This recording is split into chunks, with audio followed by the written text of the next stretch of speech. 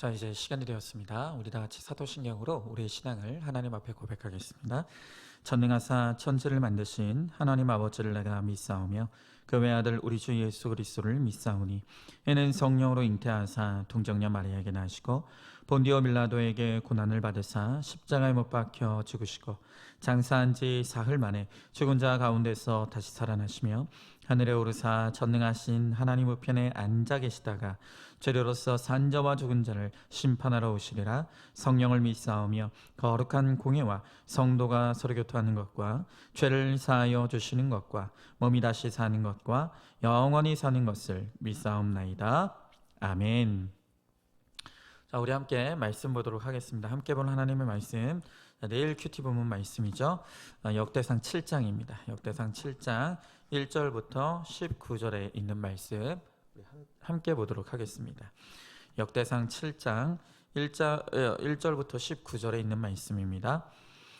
자, 제가 1절부터 5절까지만 봉독하도록 하겠습니다.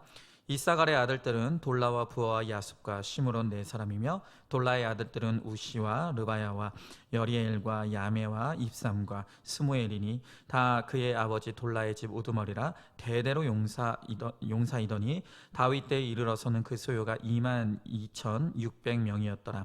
우시의 아들은 이스라히야요 이스라히야의 아들은 미가엘과 오바댜와 요엘과 이시야 다섯 사람이 모두 우두머리며 그들과 함께 있는 자는 그 계보와 종족대로 능히 출전할 만한 군대가 36,000명이니 이는 그 처자가 많기 때문이며 그의 형제 이사갈의 모든 종족은 다 용감한 장사라.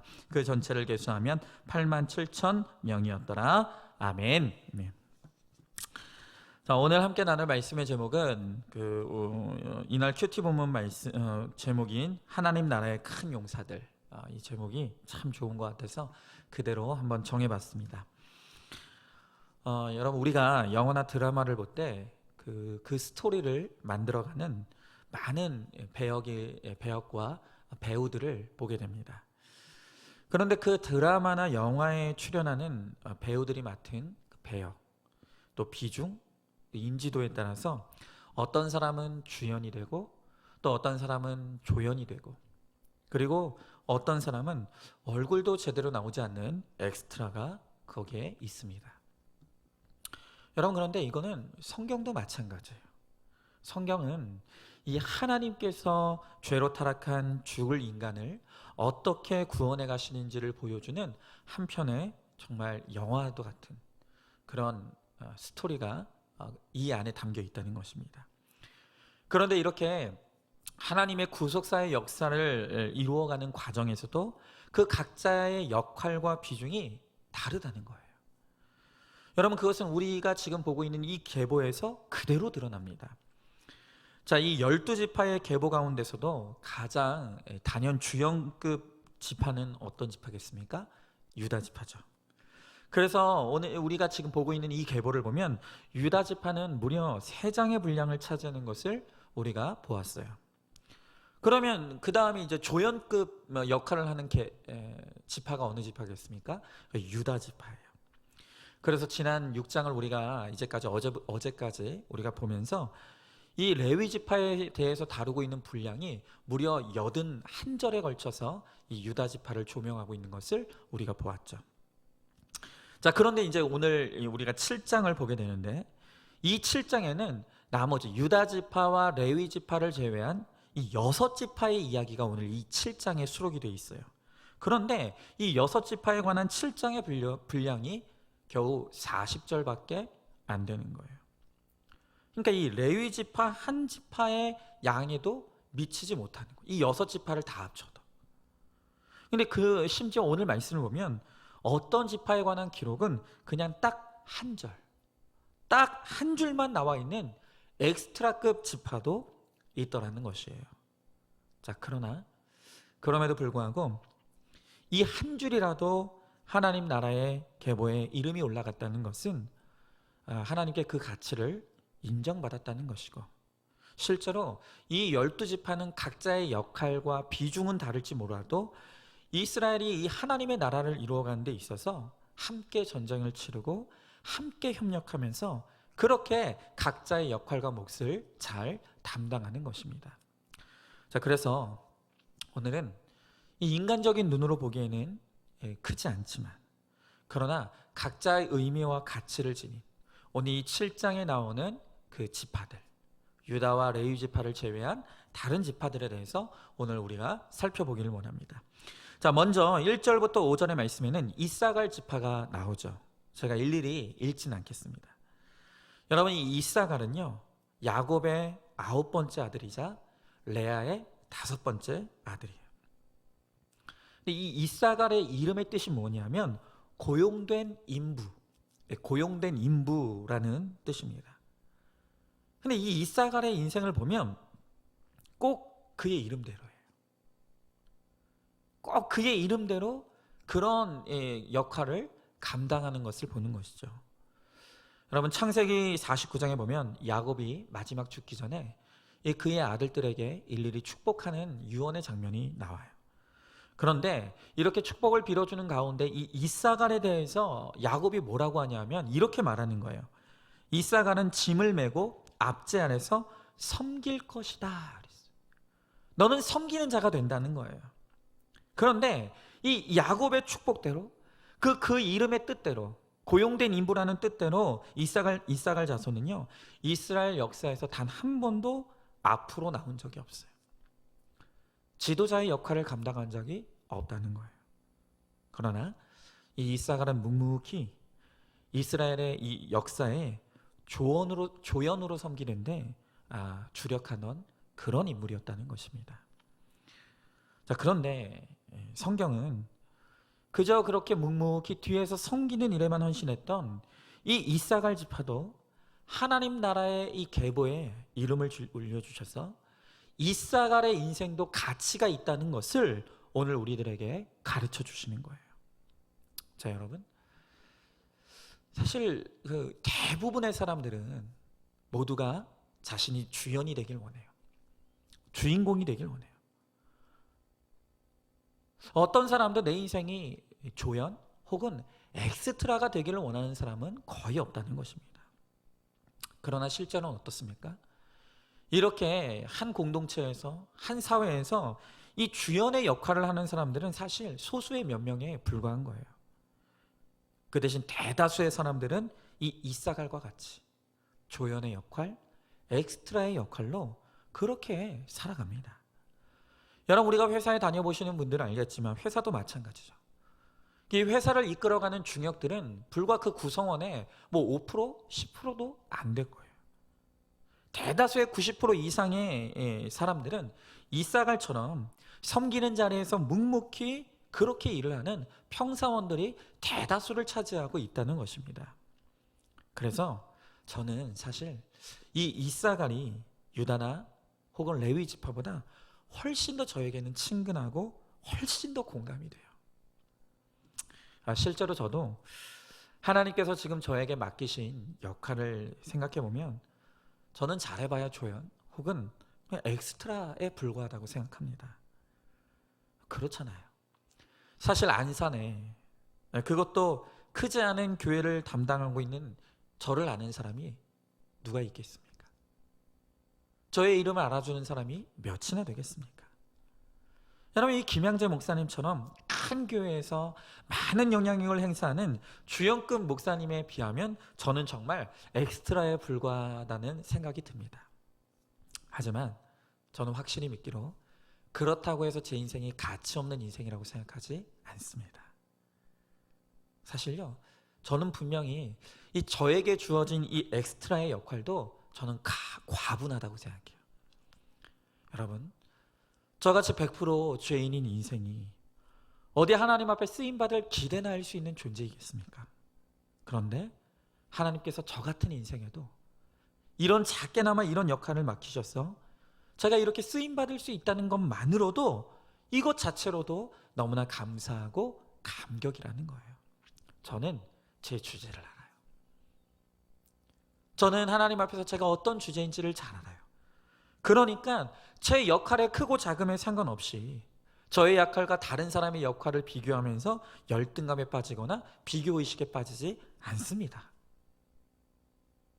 저는 저에게 맡겨진 그 역할 자체에 감사하면서 오늘도 저의 거룩을 이루고 오늘 우리 교회의 구원에 함께 역사를 이루어가는 거예요. 여러분, 얼마 전에 탤런트로 우리에게는 이름이 더 잘 알려진 오윤아 집사님의 이 간증을 제가 듣게 되었어요. 이분이요, 신앙생활 굉장히 열심히 하시더라고요. 특별히 요새는 이 오윤아 집사님도 오윤아 집사님이지만 그 아들이 요즘 텔레비전에 나오나 봐요. 그러면서 이분의 아들이 더 유명 인사가 됐어요. 저는 몰랐는데 이번에 그분의 간증을 들으면서 알게 된 게, 이 아들이 나면서부터 이 자폐아로 그렇게 태어났다는 거예요. 여러분, 장애가 있는 아이를 가진 부모님은 다 비슷한 심정 아니겠습니까? 오늘 이 오윤아 집사님도 아들이 자폐아로 태어난 모습을 보면서 너무 힘들었다는 거예요. 돌보고 기르는 것도 힘들지만 내가 무슨 잘못을 해서 이 아이가 이렇게 태어났나? 내가 뭔가 태중에 이 아이가 있을 때 내가 뭔가 잘못한 것이 있나? 너무 많이 자책했다는 거예요. 그래서 하나님께 늘 간절히 기도하고 간구하면서 하나님 앞에 구했던 것은 오로지, 하나님, 이 아이가 제발 정상적인 아이가 되게 해달라고, 하나님 이 아이 좀 고쳐달라고 하나님 앞에 그렇게 기도했다는 거예요. 왜 안 그러겠어요? 그런데 이 오인하 집사님은 최근에 이 아이를 향한 하나님의 뜻이, 물론 하나님이 하시고자 하시면 이 아이를 정상으로 그렇게 만들어 주실 수도 있겠지만, 그러나 최근에 이 아이를 향한 하나님의 뜻이 다른 곳에 있을 수도 있겠구나라는 것을 깨닫게 되었다는 거예요. 그리고 지금 이 아이의 이 모습 그대로를 통해서도 하나님은 영광 받아 주신다는 거, 그걸 알게 되었다는 거예요. 여러분, 이 집사님이 워낙 알려진 분 아니겠습니까? 그래서 더 이상 이제 이 아이가 장애를 가진 아이가 있다는 걸 숨길 수가 없더라는 거예요. 그래서 이럴 바엔 그냥 당당하게 공개하자. 그래서 이제 이 대중 매체에 이 아이의 존재를 당당하게 알렸다는 거예요. 공개했다는 거예요. 그리고 또 최근에는, 처음에는 망설였지만 어떤 예능 프로그램에 이 아이와 함께 이 고정 출연을 하게 되었다는 것이죠. 그런데 이 아이가 매스컴을 타기 시작하면서부터 뜻하지 않은 현상들이 일어나더라는 거예요. 그게 뭐냐면, 전국의 수많은 자폐아를 가진 부모님이 그렇게 메시지를 보내주신다는 거예요. 그러면서 당신 때문에 위로를 얻고 있다고, 용기를 얻고 있다고, 내가 이제껏 우리 아이와 평생 숨어서 살았는데 이제 세상 밖으로 나올 수 있는 용기를 얻게 되었다고, 정말 수많은 사람들이 지금 메시지를 보내고 있다는 거예요. 그리고 무엇보다도 이분이 이제 아들과 이제 프로그램에 출연하면서 그래도 자신이 신앙생활하는 모습도 이게 보여주고 싶고, 이렇게 해가지고 그걸 다 녹화를 한다는 거예요. 그런데 막상 이제 텔레비전에 나오는 모습을 보면 그렇게 뭐 신앙생활하면서 기도하거나 교회 가서 예배드리는 모습은 다 편집돼 있어요. 그런데 내가 신앙생활하는 모습은 편집이 되는데, 아이가, 그 자폐를 가진 아이가 식사 기도를 한다든지 뭔가 하나님에 대해서 이야기하는 것은 편집이 되지 않고 방송에 나오더라는 거예요. 이것을 보면서 이 집사님이 깨달았다는 거예요. 나는 그저 이 아이를 고쳐달라고만 기도했는데 하나님은 이 아이의 이 모습 그대로를 통해서도 일하시는구나. 하나님은 얼마든지 영광 받으실 수 있는 것이구나. 그것을 깨닫고 하나님 앞에 감사하게 되었다는 거예요. 여러분, 이렇게 하나님은요, 유다나 레위 같은 주연 인생, 조연 인생을 통해서만 영광 받으시는 게 아니에요. 우리 대다수가 맡은 역할은 이 이사갈처럼 어쩌면 엑스트라에 불과한 그런 인생일 수 있어요. 그러나 하나님은 이런 우리의 인생을 통해서도 충분히 영광 받으시고 충분히 하나님의 나라를 이루어 가신다는 것입니다. 그저 모든 인생의 목적은 거룩일 뿐이에요. 어떤 모습, 어떤 역할이 되었든 그 영광을, 그 역할을 통해서 하나님의 영광을 돌리면 그뿐인 거예요. 여러분, 비중 있는 역할을 맡았습니까?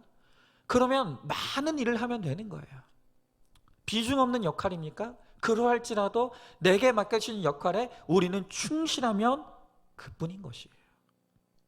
내게 맡겨진 역할이 어떤 것이든 그 역할을 잘 감당할 때 그것을 통해서 하나님은 반드시 아름다운 구속사의 역사를 이루어 가실 줄로 믿습니다. 자, 한번 질문해 보시죠. 하나님이 나에게는 어떤 비중과 역할을 맡기셨다고 생각하십니까? 내가 주연이 되지 못하고 주인공이 되지 못한다고 열등감과 비교의식에 빠져 있지는 않습니까? 역할은 다를지라도 거룩과 구원의 목적을 두고 살아가는 우리 인생을 하나님은 가치 있게 여기신다는 것을 믿으시기 바랍니다. 자, 두 번째로, 원래는 순서로 보면, 오늘 본문의 순서로 보면 베냐민 지파를 보아야 하지만 이 베냐민 지파는 8절에 다시 더 자세하게 나오기 때문에 오늘은 언급하지 않고요. 이제 건너뛰어서 이 납달리 지파를 우리가 함께 보도록 하겠습니다.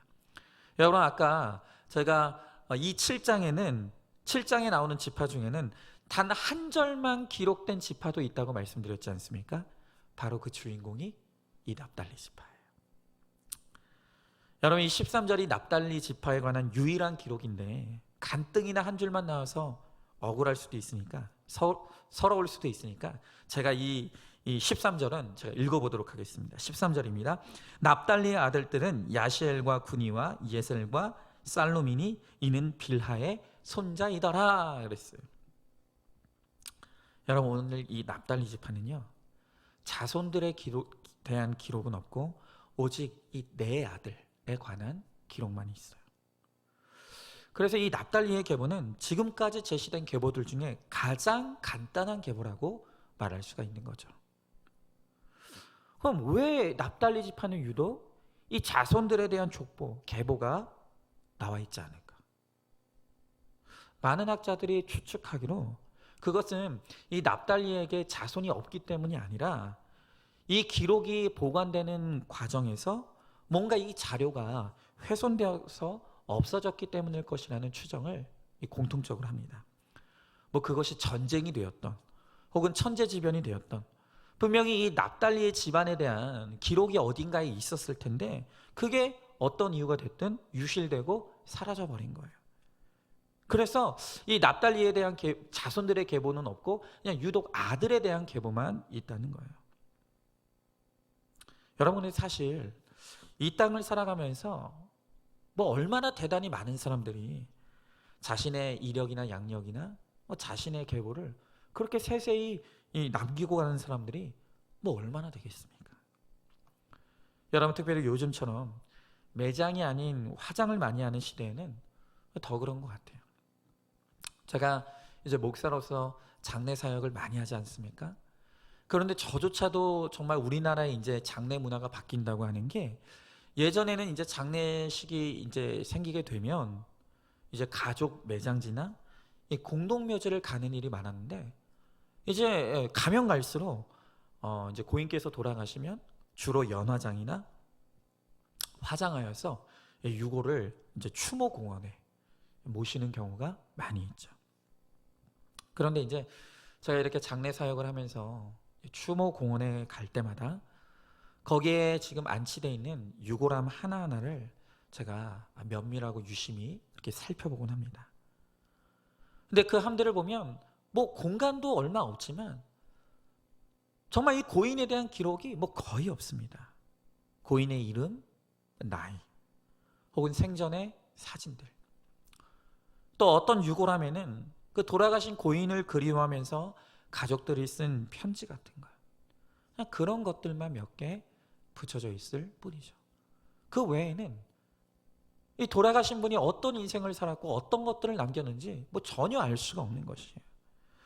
여러분, 이렇게 이 세상 대부분의 사람들은 이 납달리처럼 많지 않은 기록만 남기고, 아니 어쩌면 한 줄의 기록도 제대로 남기지 못하고 떠나는 분들도 많이 있다는 것입니다. 여러분, 그러나 이렇게 납달리에 관한 기록이 비록 한 줄밖에 남지 않아서 다른 지파에 비하면 초라해 보일 수 있겠지만, 그러나 오늘 이 성경에 기록된 납달리에 대한 이 한 줄의 기록이 어마어마한 가치를 가진다는 거예요. 왜 그렇습니까? 이 한 줄의 기록이 납달리가 그리고 그의 지파가 하나님 나라의 일원이라고 하는 것을 확인시켜 주기 때문이에요. 여러분, 한 줄이면 어떻고 10줄이면 어떻고 100줄이면 어떻습니까? 그것이 어쨌든 성경에 기록되어 있다는 것 자체만으로도 이 납달리 지파가 하나님 나라의 계보에 올라갔다는 것을 분명하게 확인시켜 주는 거예요. 여러분, 우리도 마찬가지죠. 우리가 이 세상에서는 대단한 양력이나 어떤 이력이나 기록들을 남기지 못하고 떠날 수 있어요. 그러나 가장 중요한 것은 무엇입니까? 그것은 내 이름이 하나님 나라의 계보에 당당하게 기록되는 거예요. 여러분, 결국엔 이게 중요한 것이죠. 생각해 보십시오.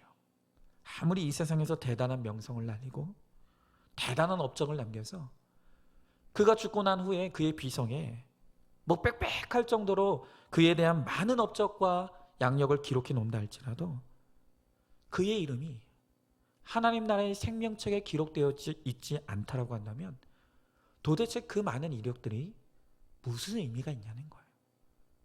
아무 의미 없는 거예요. 여러분, 이 땅에서 내가 남긴 기록 하나 없다 할지라도 하나님 나라에 내 이름이 기억되어 있다라고 한다면 나는 가장 성공한 인생일 수 있다는 것이에요. 여러분, 그래서 성경의 요한계시록을 보면 요한계시록 20장 15절에 이렇게 기록되어 있어요. 누구든지 생명책에 기록되지 못한 자는 불못에 던져지리라. 그리고 또한 요한계시록 21장 27절에 보니까 또 이렇게 나와 있습니다. 무엇이든지 속된 것이나 가증한 일 또는 거짓말하는 자는 결코 그리로 들어가지 못하되 오직 어린 양의 생명책에 기록된 자들만 들어가리라. 아멘. 여러분, 지금 성경이 무엇을 말하고 있습니까? 생명책에 기록되지 못한 자는 지옥에 가는 거예요. 그러나 생명책에 기록된 자는 천국에 가는 거예요. 중요한 것은 내 이름이 하나님 나라의 생명책에 기록되었느냐, 기록되지 못했느냐. 그것이 정말 우리 인생의 운명을 가르는 진짜 중요한 기록이 된다는 것입니다.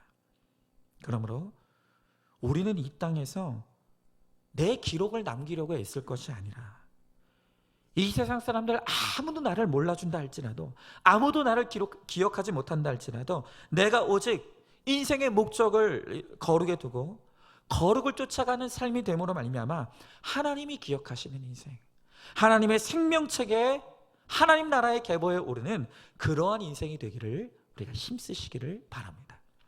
자, 한번 질문해 보시죠. 나는 어디에 내 이름을 남기고 싶습니까? 또한 누구에게 기억되는 사람이 되고 싶습니까? 이 땅에서 한 줄의 기록도 남기지 못하고 아무도 나를 기억하지 못한다 할지라도 하나님이 나를 기억하고 생명책에 내 이름이 기록되는 것이 우리 인간이 이룰 수 있는 최고의 업적임을 알고 있습니까? 나와 내 가족의 이름이 생명책에 기록될 수 있도록 구원의 사명에 힘쓰는 우리가 되시길 바랍니다. 자, 마지막 세 번째로 이제 14절부터 19절의 말씀은 므낫세 지파에 관한 기록이에요. 여러분, 제가 지난번에 므낫세 지파는 왜 그냥 므낫세라고 하지 않고 항상 므낫세 반지파라고 하는지를 설명해 드린 적이 있죠. 지금 한 3분 정도가 그런 게 있었나? 하고 굉장히 어리둥절해 하시는 분들이 있어요. 그래서 저는 또 이 친절한 목사가 아니겠습니까? 비록 저번에 세세하게 설명을 드렸지만 왜 이 므낫세 지파는 므낫세 반지파라고 꼭 그렇게 부르는지 제가 간단하게 다시 한번 설명을 드리도록 하겠습니다. 자, 이제 여호수아와 이스라엘 백성들이 가나안 땅에 이제 들어가게 됐어요. 그런데 하나님께서 이 이스라엘 백성들에게 주신 땅은 요단강 건너편에 있는 서쪽 땅이었어요. 그런데 이 르우벤과 갓 지파가 가만히 보니까 이들은 약삭빠른 사람이라서 이 서쪽 땅보다는 이 동쪽 땅이 사람이 살기에는 더 좋은 땅처럼 보이는 거예요. 야, 저기서 살면 좋겠다. 저기서 살면 나중에 땅값 오르겠다. 여러분, 바로 이 르우벤과 갓 지파가 부동산 투기의 원조입니다. 그래서 이들이 사람이 보기에 살기 좋아 보이는 그 땅, 이제 동편 땅을 얻게 되었어요. 근데 이때 이 므낫세 지파가 그 모습을 가만히 보면서 이 지파 안에 논쟁이 일어난 거예요. 의견이 두 개로 갈린 거예요. 어떻게 갈렸습니까? 이 므낫세 지파의 한쪽에서는 야, 우리가 보기에도 비록 하나님이 약속한 땅이지만 서쪽 땅보다는 이 동쪽 땅이 더 좋아 보인다.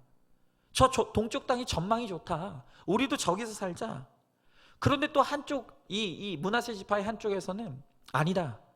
비록 보기에는 인간적으로 보기에는 이 동쪽이 더 좋아 보일 수 있겠지만 하나님의 약속은 서쪽에 있다. 우리가 하나님의 약속을 믿고 그 말씀을 따라 우리는 서쪽으로 가야 한다. 이 므낫세 지파 안에 논쟁이 벌어졌어요.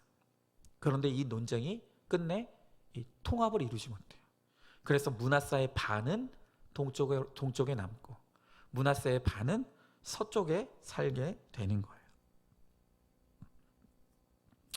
자, 그런데 저번에 우리가 보았던 므낫세 반지파는 동쪽 사람들에 대한 기록이었다면 오늘 이 역대상 7장에 기록된 이 므낫세 지파는 서편으로 간 사람들의 그 기록이라는 거예요. 여러분, 저는 지난번에 므낫세 지파에 관한 말씀을 나누면서 선택의 중요성에 대해 여러분들과 함께 나눴었어요.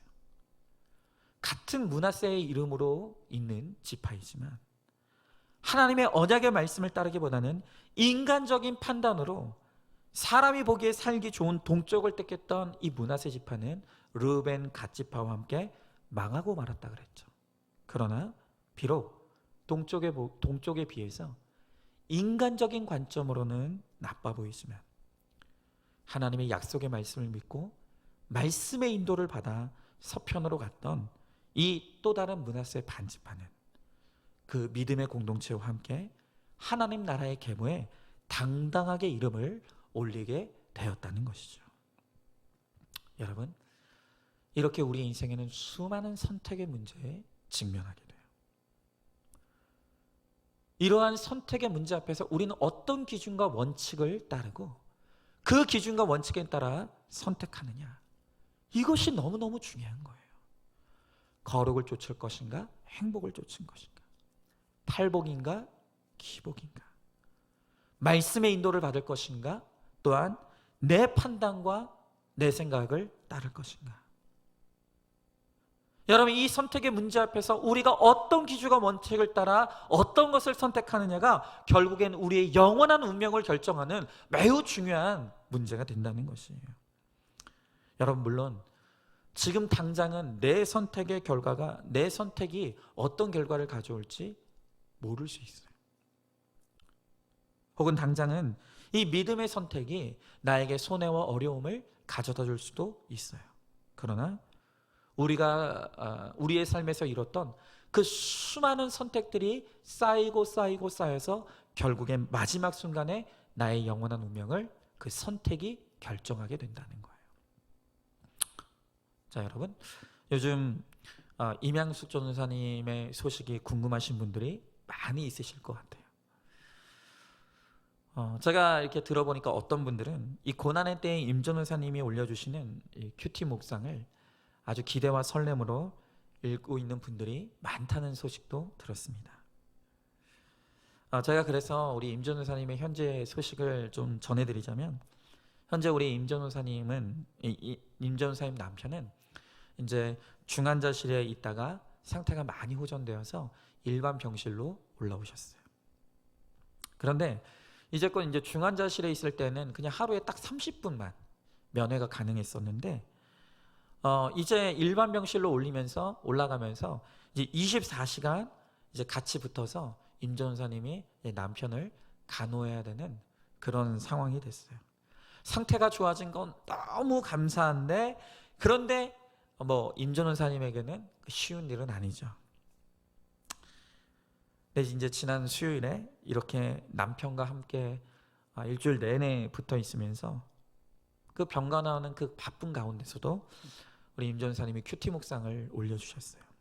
그래서 오늘도 마지막으로 우리 임 전도사님의 이 큐티 묵상을 함께 나눠보도록 하겠습니다. 자, 제가 이 묵상을 한번 읽어보겠습니다. 어제의 긴 하루를 어떻게 나열할 수 있겠는가? 기본적으로 나는 매우 약골이다. 덩치값을 못하는 대표적인 인물일 수 있다. 그런 내가 거의 40시간을 깨어 있으니 내 깡이 부도가 났다. 그냥 깨어 있는 것이 아니라 남편을 위기 가운데 지키며 깨어 있어야 하는 환경이 되니 득에서 식은땀이 날 뿐만이 아니라 발가락도 땀이 범벅이 되었다. 여러분, 참고로 우리 임 전사님 남편분이 계속 지금 상태가 좋아지고 있지만 이 뇌졸중 후유증으로 아직 인지 부조화가 계속되고 있어요. 그래서 무의식 중에 과격한 행동, 그리고 예측할 수 없는 그런 행동들이 계속 나오고 있어요. 그래서 지금 계속 지켜봐야 되는 상황이고, 또 여러분들도 기도를 좀 많이 해주길 바라요. 지금 어떤 상태인지 그 다음을 보면 잘 나옵니다. 계속 읽어보겠습니다. 무의식 중에 엄청난 힘으로 닝게를 뜯으려 하고 옷을 다 벗어서 덩치가 만만치 않은 남편에게 옷을 입힌 횟수는 기억도 나지 않는다. 그뿐이랴. 벌떡벌떡 일어나는 남편의 행동에 심장이 벌렁거려 나도 덩달아 벌떡벌떡 일어나면서 진이 빠져가니 버틸 수 있을까? 언젠가 남편을 돌보는 너무 힘든 아내가 남편이 천국 가길 바랬던 그 소망이 내 안에서도 싹이 날까 두려움이 엄습했다. 이 며칠도 안 되는 시간 앞에서 내가 이러고 있다. 세상의 모든 꿈들이 얼마나 사치스러운가. 이 환경이 되니 야망과 성공은 아무짝에도 쓸모가 없다. 그 어떤 능력도 구해지지 않는다. 그리고 하나님 앞에 기도할 때 주님, 남편을 말씀대로 사랑하소서.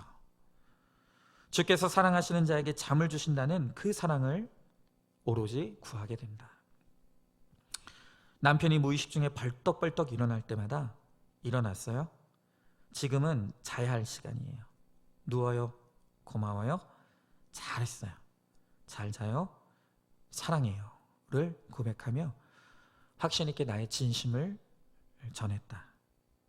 남편은 대답할 의식이 없었지만 나는 내 사명을 하나님 앞에 감당하는 것이기에 나는 확신으로 이 고백을 남편에게 전한다. 너무도 신기하게 짜증이 안 나고 그 시간을 버티게 하시는 주님을 찬양한다. 이렇게 24시간 붙어있는 시간이 돼서야 그토록 하나됨을 이루라고 했던 아내의 사명의 소홀함을 진심으로 회개했다. 하나님은 내게 이 회개를 받으시기를 원한다는 깨달음은 고통의 시간을 달게 한다. 참 아이러니하다. 그 회개가 주는 능력은 오늘을 살게 하는 은혜가 되는 것이다. 하나님은 15년 동안 남편을 거스는 삶에 대한 회개를 다시 더 구체적으로 짜내게 하신다. 누군가는 이것이 억울해할 수 있겠지만 나는 이 하나님의 방식에 순종하려 한다. 오늘도 나는 이 방식으로 하나님 앞에 살리라.